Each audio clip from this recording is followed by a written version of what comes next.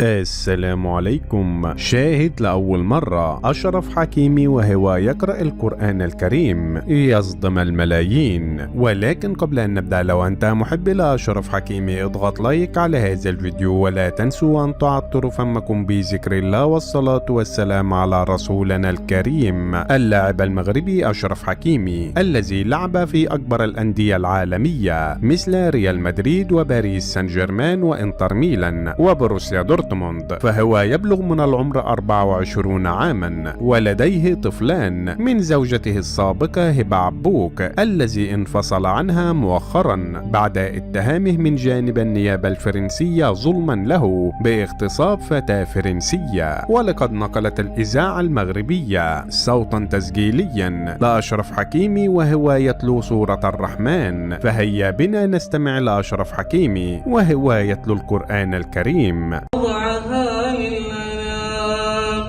فيها فاكهة والنخل ذات الأكمام والحب ذو العصف والريحان، فبأي آلاء ربكما تكذبان.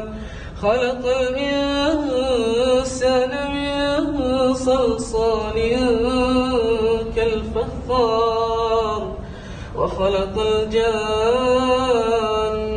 من مارج من نار، فبأي آلاء ربكما تكذبان. وفي النهاية، لو أنت محب لأشرف حكيمي اضغط لايك على هذا الفيديو، ولا تنسى الاشتراك في القناة ليصلكم جديدنا.